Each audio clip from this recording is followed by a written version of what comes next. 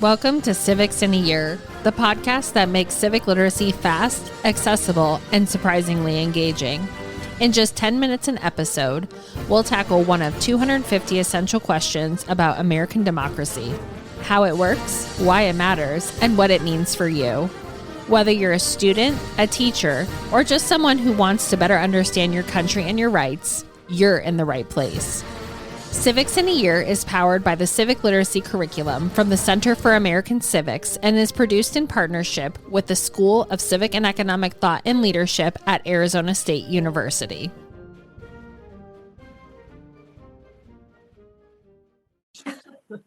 Okay.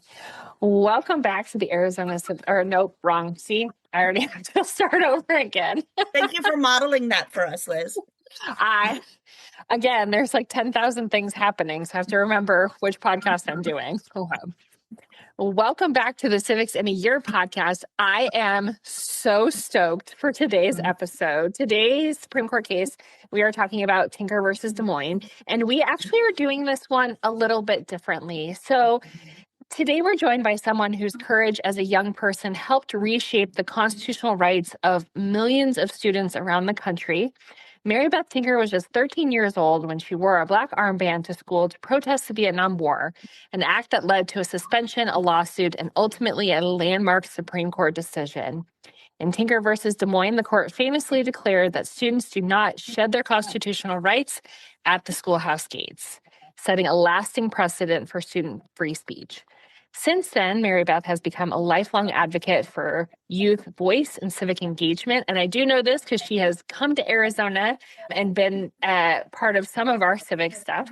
She's also traveled the country to inspire students to speak up, participate, and make change. We're honored to have her here with us today. We're also joined by an educator who works every day to bring that legacy of student voice to life in the classroom. Shannon Salter is a Pennsylvania civic educator, my civic bestie, and a statewide leader in strengthening civic learning. She is known for empowering students to understand their rights, engage in real-world issues, and see themselves as active citizens. Shannon's work has made her a respected advocate for student agency and meaningful civic education, helping young people connect to cases like Tinker to their own lives. I am beyond thrilled because Shannon, you are the very first teacher we're having on our podcast. So Shannon is here to share her perspective from the classroom and the broader civic landscape. So thank you, both of you, for being here with me today. Mary Beth, I'm going to start with you. What inspired you and your classmates to wear those black armbands back in 1965? Thank you so much, Liz. It's so good to be with all of you talking about civics. And I'm so honored to be with Shannon as well, who has really exemplified an active teacher in her classroom and been a role model for so many students. Yes, what inspired us? Well, young people want to have a say about the things that affect their lives. And we felt very strongly about the Vietnam War. We wore the armbands the first time a couple of years before then. The first time we did was in 1963 to mourn for the 4 little girls who were killed in Birmingham, Alabama, as part of the Birmingham Children's Crusade. When white supremacists bombed their headquarters there, the 16th Street Baptist Church, 4 little girls were murdered. And the writer James Baldwin and Bayard Rustin, a leader in the civil rights, they said we should wear black armbands to mourn for these girls who had been murdered and have services around the country. So that was the first time we heard about black armbands. And then when the Vietnam War was building up and Freedom Summer was so important also in students' rights, actually, it's because of Freedom Summer that the standard for free speech in public schools today was written. And I can talk about that later. But really, the motivation came from all of that and also from growing up in the church. My father was a Methodist minister, and then our family later became Quakers. And my parents believed that we should put our values into action. So that's what we did. And they were very good examples of doing that in life. And I really tell the story a lot to honor them because they encouraged us to speak up and have a say about these things that affect us. So, how did it feel for you to be suspended and suddenly part of this national conversation?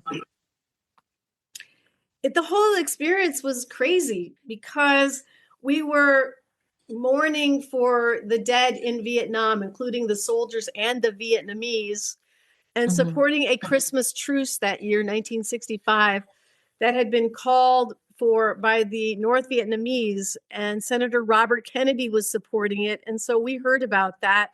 And, people were sending little Christmas cards. It was around this time of year. And they would say, peace on earth. And us kids thought, yeah, why don't you adults try it sometime? Peace on earth.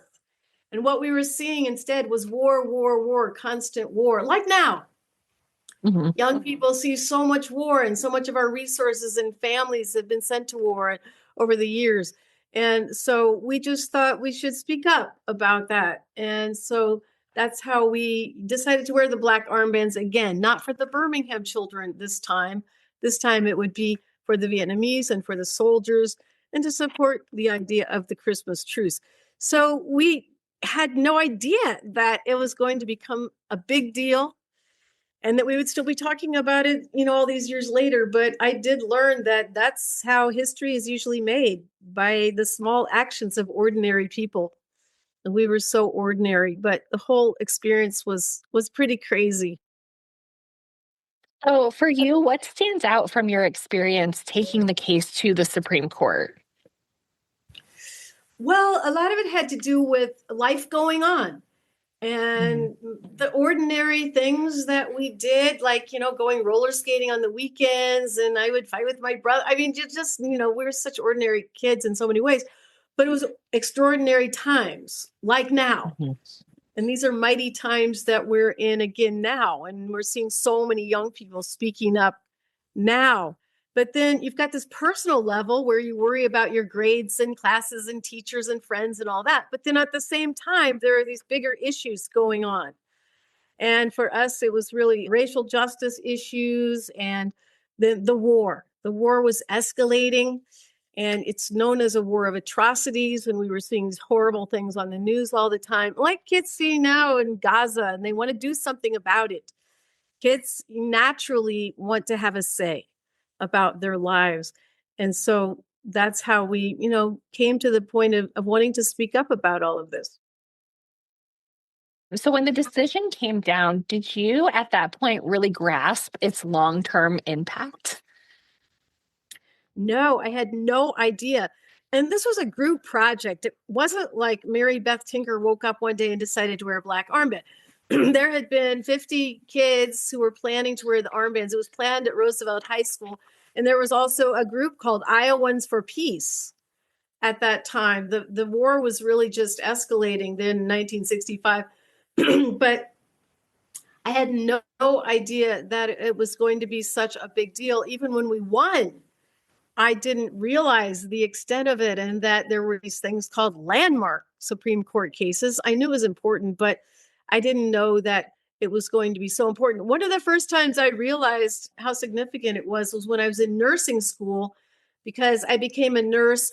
I worked mostly with children and teenagers. I became a family nurse practitioner. I was a trauma nurse with children. And as a nurse, I kind of started putting it all together with the rights of kids and their conditions. But when I was in nursing school, the case was in my nursing book. So that was really crazy because I had no idea that it was so significant. And that's when I learned that, yeah, nurses, healthcare people learn about this, lawyers, teachers, principals learn about this because it has to do with kids' rights. And I started to see the case more in the context of kids' rights, even international children's rights, and also in the context of children's law. Because, of course, there's a whole lot of law that has to do with young people and children. And today, this case has to do with the First Amendment and the 14th Amendment somewhat. But we could talk about all kinds of other laws that have to do with children and children's rights. And I know that a lot of teachers, you have to study these things also. But that's when I really found out how significant it was when I became a nurse. That must have been a crazy experience to see your case in your nursing textbook. Yeah, it really was. I like can't imagine opening that and seeing it. What do students today most often misunderstand about their First Amendment rights, do you think? Well, I think students misunderstand that, first of all, these rights can be taken away, and they are every day taken away from students and disrespected. It's like a group of school board lawyers. I was speaking actually in Phoenix a while back to a national organization of school board lawyers, and they came up after me after the talk and said, "Well, we like this case, it's good, but the thing is, a lot of legislators and school boards, they don't really care about these cases and the rulings and the Constitution even. They just want to get elected. So they can easily pass a rule at the school board or a law at the state legislature that violates the basic meaning of this ruling, which is that youth and teachers, because the Supreme Court added the word teachers in the ruling, the idea that teachers and students should have a say in their public schools, even when it is controversial, because Abe Fortas, who wrote the ruling, said some things are going to make us uncomfortable that we talk about, but that's a price we have to pay for education and for democracy. But now you're seeing so many rules passed by school boards and legislators that violate the basic idea of this ruling and say that, no, that's too controversial. We're not going to allow that to be discussed in our schools, et cetera, et cetera. So I'd say that's one of the things that students misunderstand is that in order to keep our rights, we have to know them and use them.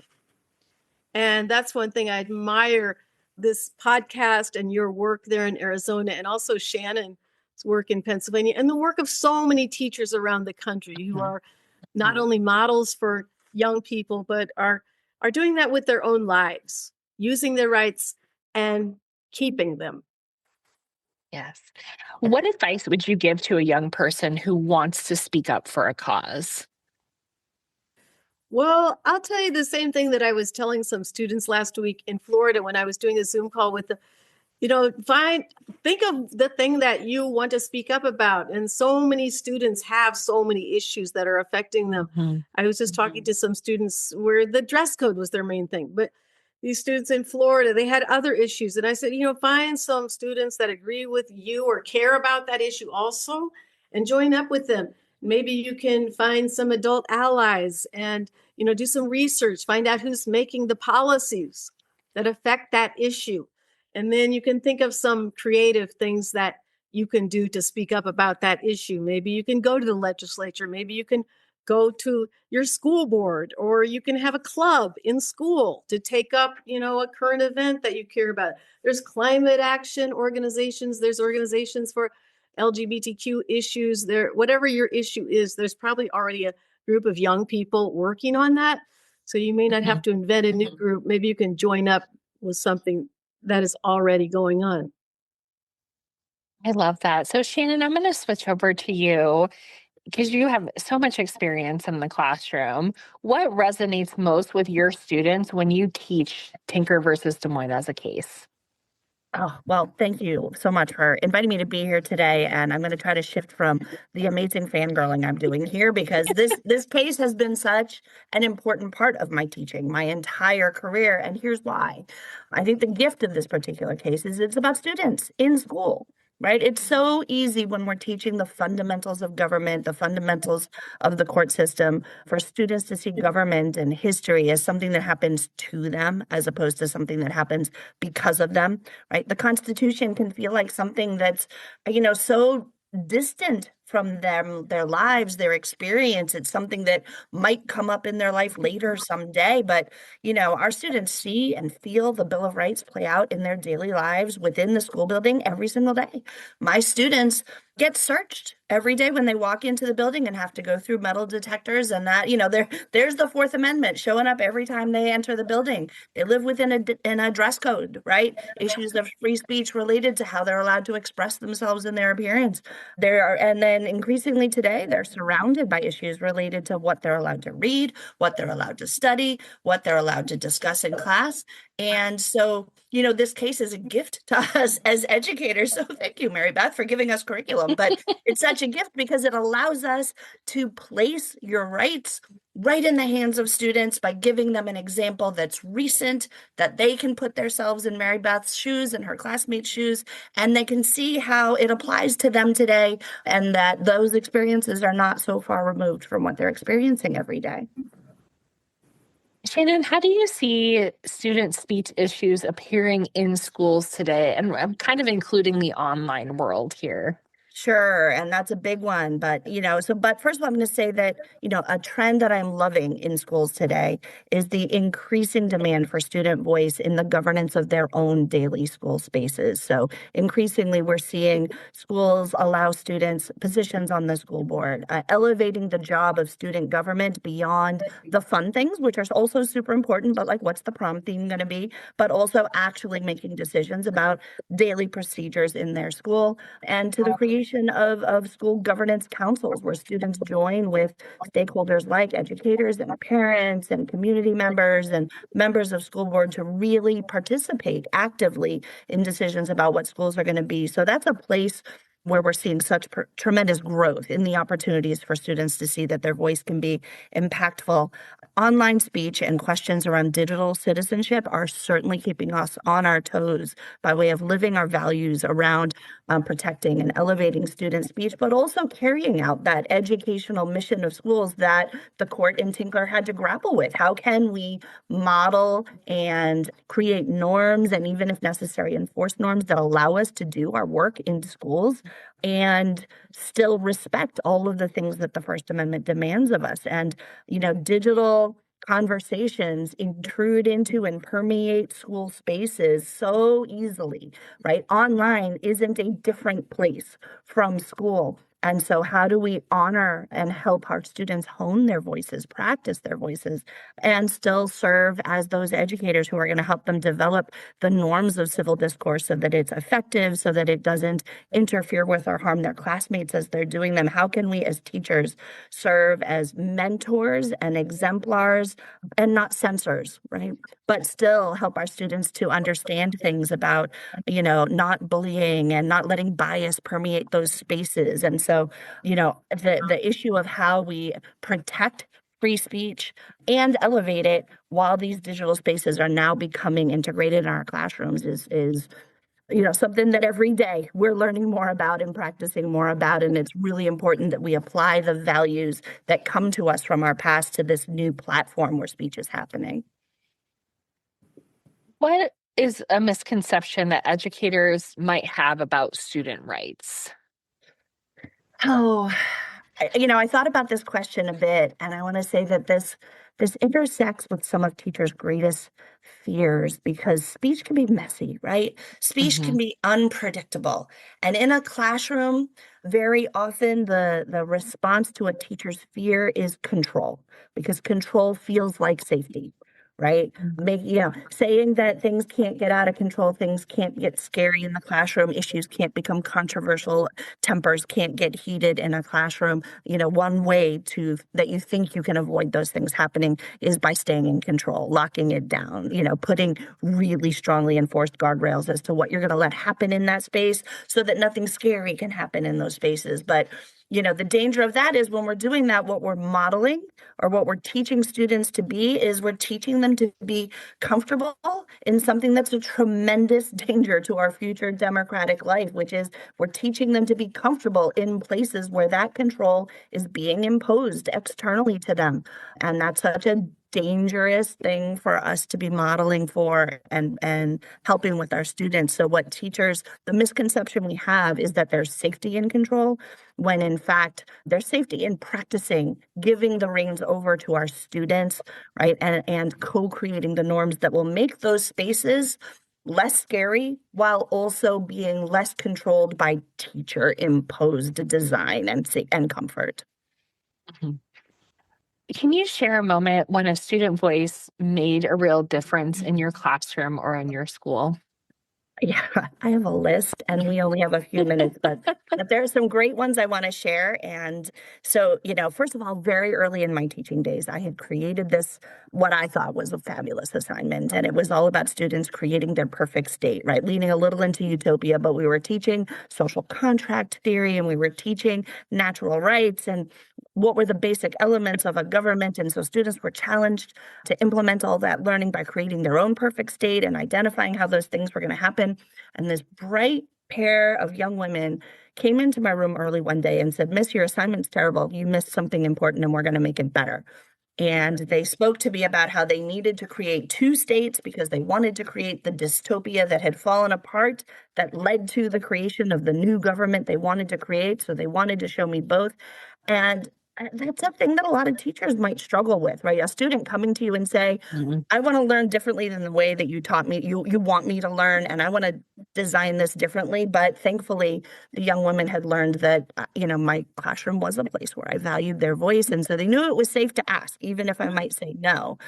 So just a simple thing like that, making sure that my classroom is a place where the learners are in charge as much as I do, requires it to be a place where no student's ever afraid to raise their hand, to propose an idea, to challenge the decision you as a teacher made because they saw something that would make their learning better. And then, once that happens, you can quickly get to places where students see that their learning is going to make a difference in the bigger community. So the other example I'll share here is that before he was governor of Pennsylvania, back when he was still attorney general, Josh Shapiro went on a listening tour of the school districts of Pennsylvania. And the purported purpose of that listening tour was to get student opinion on how to reduce bullying in schools. And our school participated in one of the first stops, and I brought with me a group of students who were used to the kind of environment where they could raise their hand and said, "Miss, we want to change your assessment and your assignment." Well, here's this person. They didn't really have an appreciation that he might be slightly more important than their teacher was. And so when he asked them, "What should I be doing about bullying in school?" one of my young women raised her hand and said, "You're asking us the wrong question. Your question is dumb." And Shapiro stopped a moment and she said, "Yeah, bullying's important, but it's a symptom. You should be going school to school asking us about our mental health and what we need to help support our mental health. And you're doing this tour wrong, but it's early in the tour. And if you listen to us today, maybe you can fix it." Don't you know he did? He went back with his team and rewrote the script for the remaining school visits, but it wasn't even the result that was important in that moment. It was the fact that these young people who I had chaperoned and brought with me had no fear or no reservation about raising their hand to a man in power in our Commonwealth and saying, "If you want to listen to us, you've got to be willing to hear us even criticize the premise of the conversation. We have something more important we want to say to you, and you should listen to it." And it changed things. And supporting mental health through school-based programmings has become a very important part of the work the Commonwealth's doing here in Pennsylvania. And it was students who raised their hands and said, "You should be listening to us on this and make this decision." That makes my heart so happy. What are some practical strategies that can help teachers support healthy student expression? Oh, practice, practice, practice. How do you get to Carnegie Hall? Practice, practice, practice, right? I mean, the first thing is just you've got to make space for it a lot. If you are doing 80% of the teaching in your room, you're not doing this, right? Just reflecting, how much time in your classroom are you listening as opposed to speaking? When you're engaging with students, there's your start. But the other thing I will say, and this is something that I've really come to reflect on and feel strongly about. I mean, when I was in high school, I was a debater. I was in debate club. I took debate classes. My whole life was built around winning conversations, which I thought made me special. But as a teacher, I have come to recognize that if we want to foster speech in our students, if we want to give them their voice, conversations can't be about winning. They have to be about learning.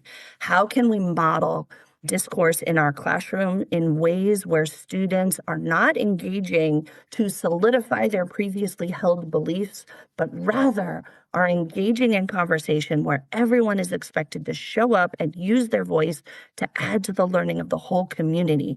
And what winning looks like at the end is everyone has learned something new. So there are so many great tools and resources and protocols out there that teachers can adopt in their classes that makes students responsible for individual learning and then bringing that learning into the room, sharing it with others, valuing things like saying, I don't know, asking questions, elevating someone else's voice over their own, things like the structured academic controversy, things like, I could list off a group of organizations that have great toolkits for teachers out there, the Illinois Democracy Hub's Current and Social Issue Discussion Toolkit, my good friends and fellow educators, Joe Schmidt and Nichelle Pinckney's book on civic discourse, which really is a field guide for teachers wanting to know how to do this in their classroom.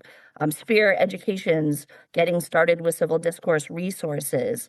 iCivic's work on how we can teach hard things in our classrooms, and we should. The Mercatus Center's Pluralist Lab resources, and their amazing documentary, Undivide Us, which is a great tool that teachers can share for free with their students to talk about how we bring together people who have very diverse points of view on emotionally charged issues. And it doesn't have to be a scary thing to have that conversation happen. So thankfully, this is something in the field we're doing a lot of work on, and there are a lot of tools, but it all boils down to do it a lot, right? Do it a lot and make sure that we understand that conversations are about listening and learning and less about winning. I love that. And we will put the resources that Shannon mentioned in our show notes so that teachers can get those. And I think that's one of the things I love about the civics world is it's not a competition. It's all of us just trying to make sure that teachers and students have everything they need. So our next set of questions is kind of for both of you. And Mary Beth, I will start with you on this one. And then Shannon, you can pipe in when you want. But why does the Tinker case still matter more than 50 years later? It was an affirmation, the ruling, in the voices of young people being important, and also teachers. As I said, that was added to the ruling because young people have been discriminated against in our society, and they still are. I mean, as nurses and healthcare professionals, you look at what age group is most likely to live in poverty: children and teenagers. Not because they don't work, because as soon as their parents have them, the whole family is more likely to live in poverty. And then if you associate with children and teenagers, like teachers, you're also not going to be the most highly paid, highly esteemed group. And you're going to be probably facing a lot of pushback and censorship, which is what's happening right now today, and disrespect.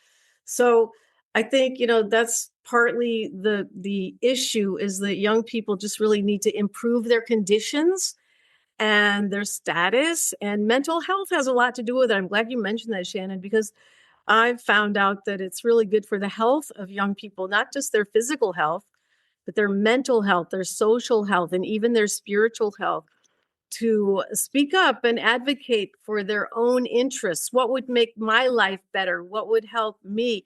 And a lot of this has to do with the policies that are, being enacted at the state legislature, at the Congress even, and at the Senate. And so students can find out, are my interests being represented?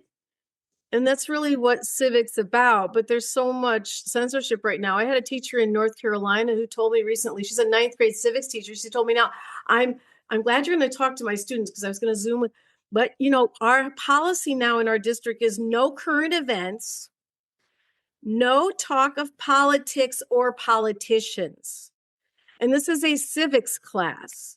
So I thought, well, how are we going to talk about, that just kind of cuts out everything. So, well, we can talk about the past because people are more comfortable talking about the past.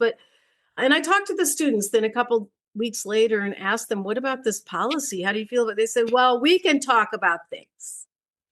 And that's something to remember too. If you're a teacher who is feeling threatened by censorship, because there are so many now, remember that your students sometimes have more agency to talk about things that are controversial, that people might feel uncomfortable with. But, we're in this time right now where there is just so much going on, and civics is such an important subject and such an important skill for not only students, but adults as well.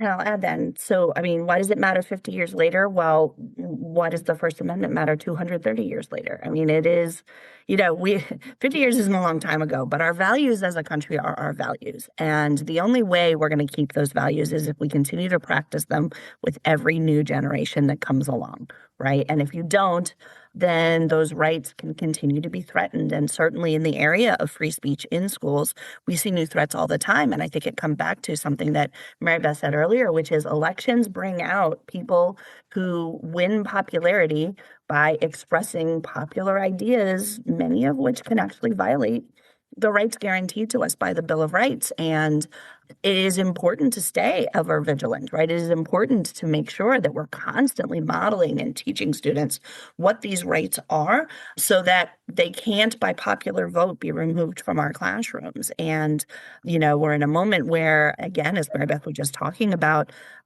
it's very popular to try to keep things uncontroversial and quiet and unscary in the classroom, but it's requiring us to trample all over these rights that are so important to us. And we have to remind ourselves too, and this is something Justice Ford has said in this decision, that free speech isn't just about the right for our students to use their voices, but it's about their right to hear the voices of others and consume speech as well, right? Speech is a two-way thing. There is no meaningful right to free speech if there isn't a right to free listening, right? And Justice Ford has said that we can't in the classroom just confine what our students hear to the things that are officially improved, the things that the state is choosing to communicate. We have to let them choose to consume and seek out through their curiosity ideas that are important to them.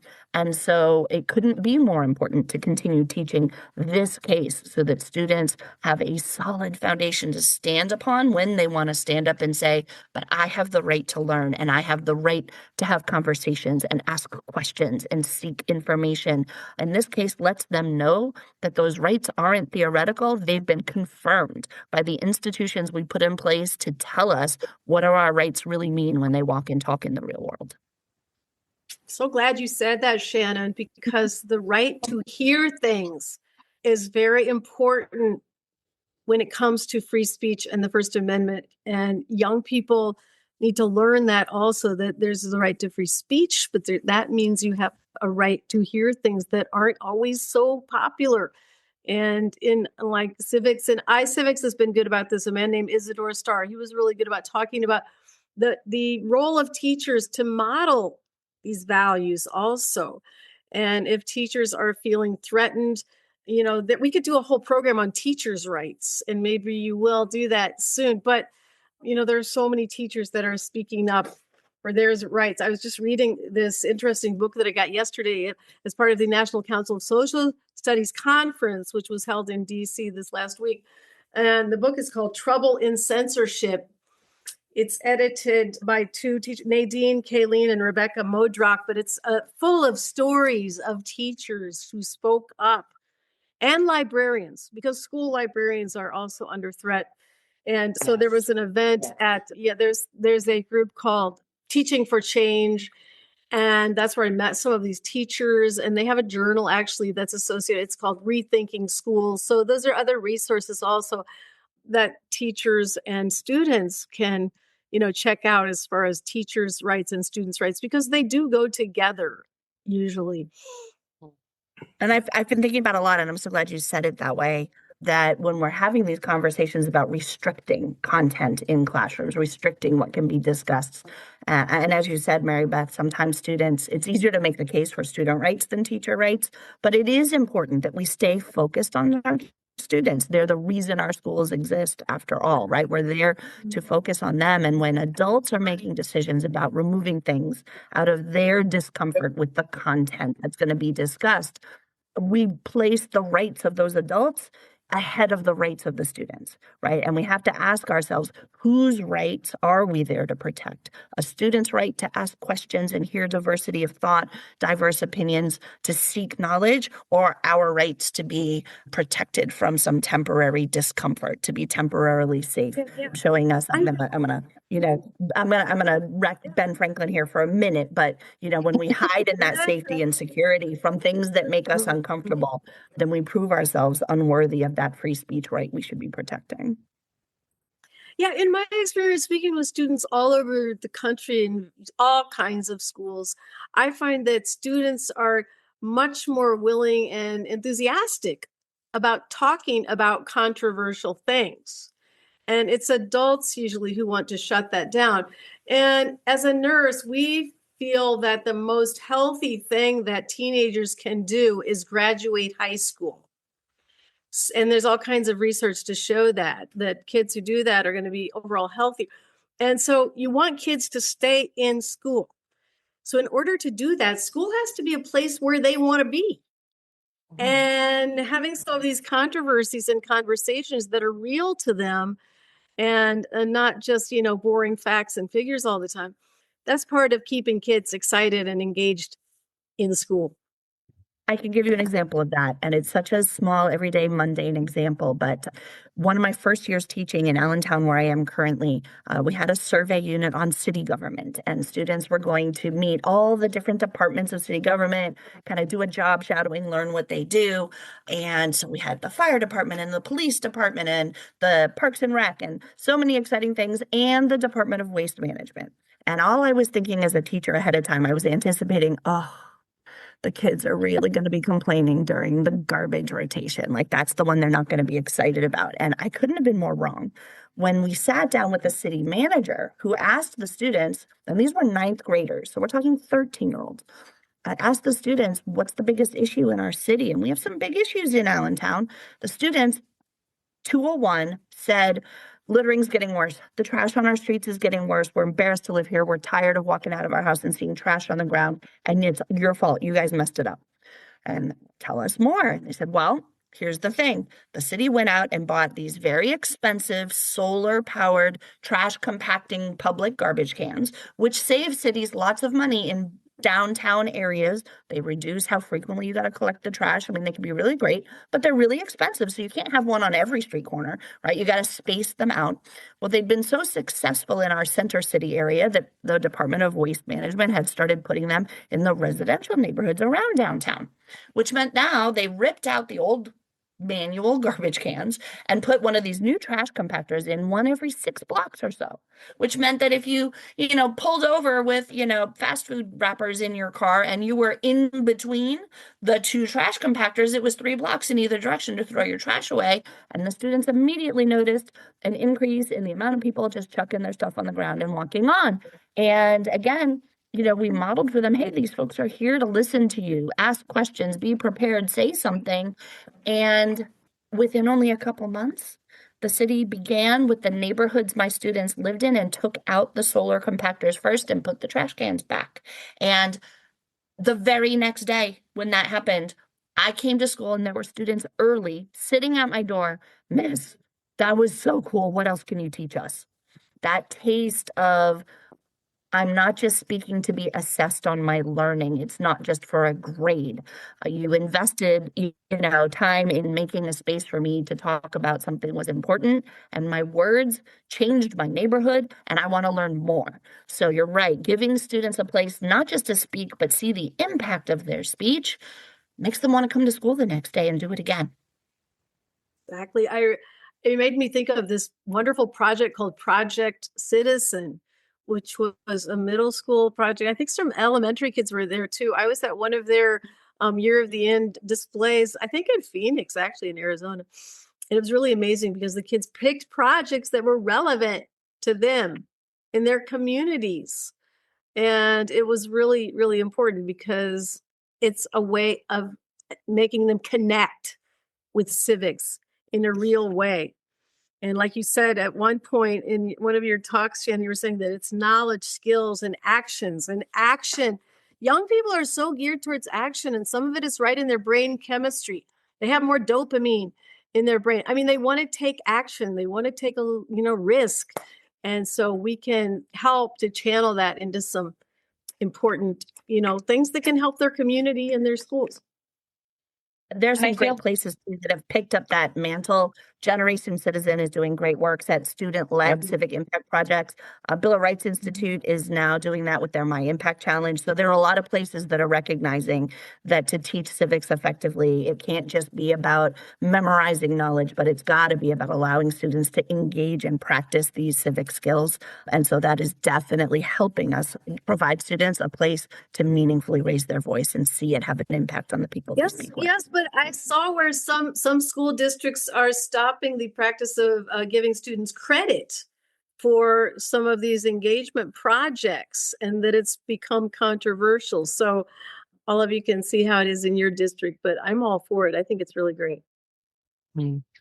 I actually just did a podcast on the Arizona Civics podcast on participatory budgeting, and that is very much a student-led thing. That.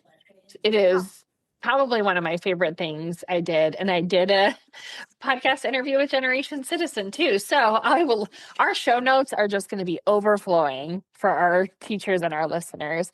So I think the next question, it kind of like this is naturally where we're going to go, because I think the three of us here are huge proponents of students. We're huge proponents of teachers, and it does feel heavy right now. So and Mary Beth, I'll start with you. What gives you hope about this next generation of civics participants?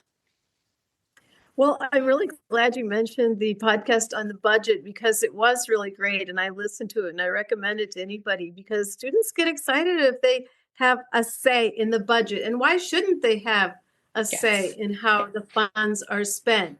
So what gives me hope is, well, things like this podcast and all the wonderful teachers that I meet across the country, and the students I meet who are speaking up and want to have a say, and their allies, adult allies.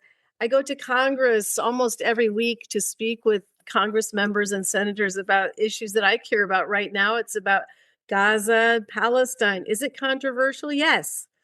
But I believe that we have to speak up about things, and sometimes they're controversial.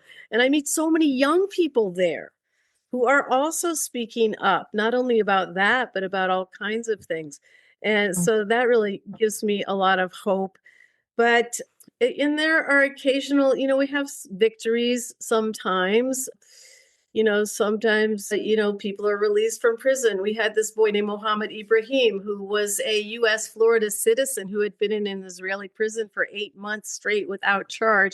And as a result of community action and so many young people speaking up about that, he was released a couple of weeks ago. So, occasionally there are some victories having to do with young people, but that's mostly how I spend my time, is dealing with issues related to young people. And I do get discouraged, as teachers do, because we see the wonderful qualities of young people, and we've been privileged to spend our lives with young people. But on the other hand, it makes us hurt and grieve to see how kids don't have what they need, and to see so many resources going into war and the war economy, and not going into the needs of children and, their housing, their education, clean air, clean water, all of these things that kids need. So, I just take heart in meeting people who are speaking up and standing up to change these things that need changed.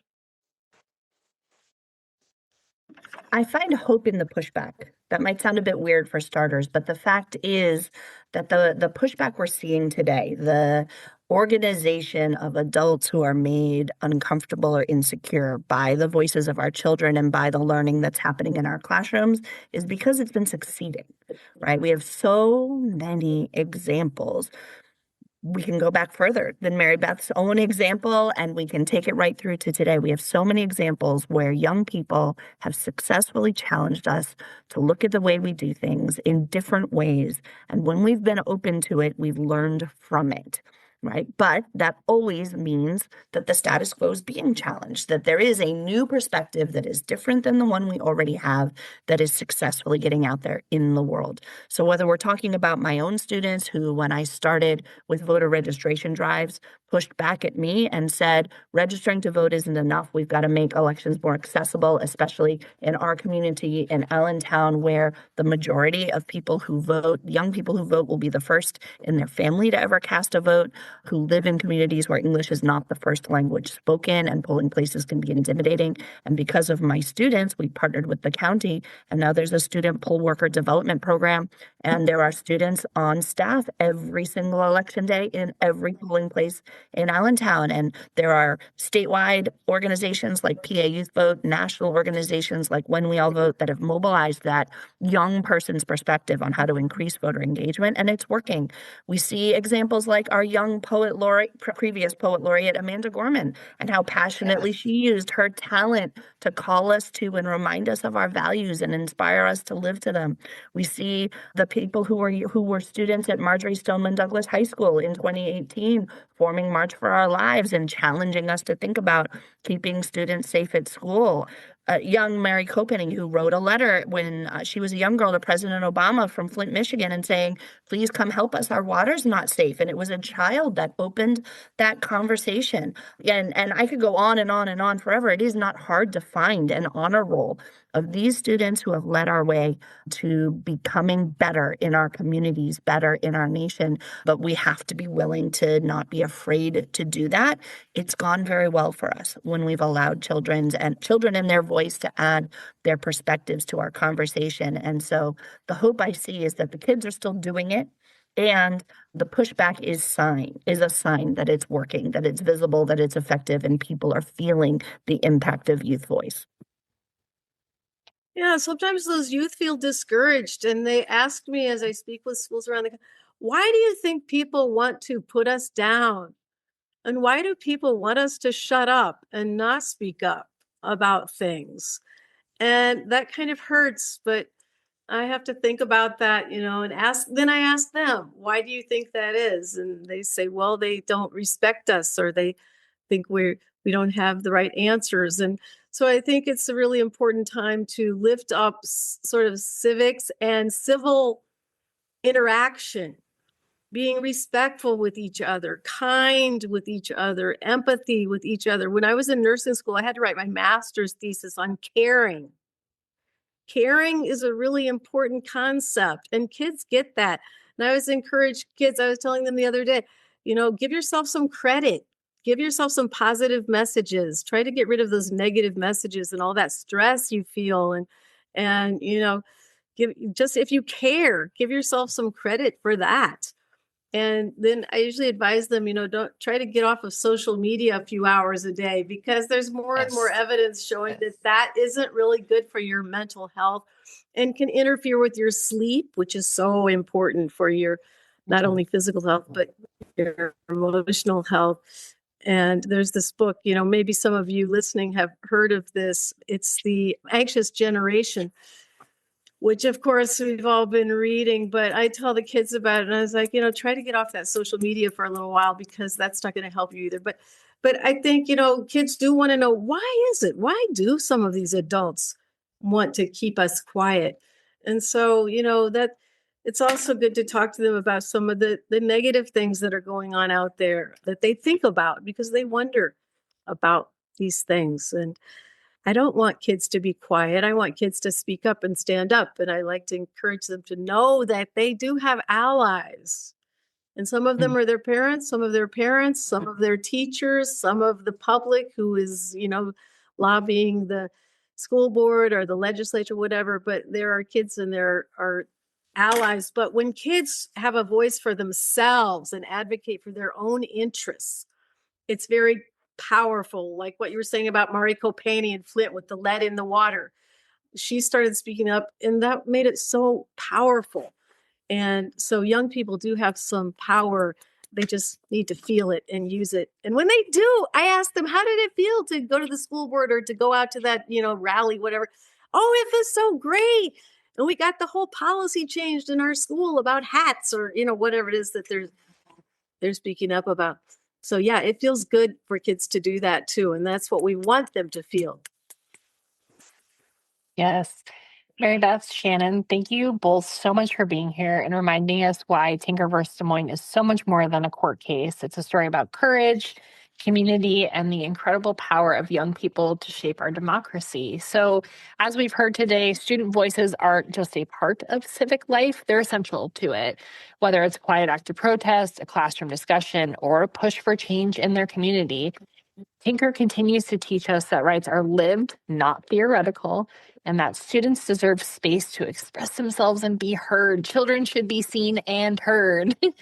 To our listeners, thank you so much for joining us on this journey through one of the most important student right cases in American history. If today's conversation has inspired you, please share it with a young person, an educator, or someone who believes in the promise of civic participation. And remember, the story of Tinker is never finished. Every generation gets to write their next chapter. Thank you both so much for being on Civics in a Year. Thank you so much for having us. Liz, and thank you, Shannon, and to all the listeners. Best wishes, everyone. Here's to the First Amendment and to students and teachers and to everyone who are keeping our rights alive by using them. Thank you. Hear, hear. Thanks for joining us on another episode of Civics in a Year. If you enjoyed this episode, be sure to subscribe and share it with someone who cares about a constitutional republic as much as you do. For more episodes, resources, and updates, follow us on social media or visit us at civics.asu.edu. Make sure to check out the show notes for any relevant links. Special thanks to the United States Marine Band for their performance of the Stars and Stripes Forever. Let's keep building a stronger constitutional republic, one episode at a time.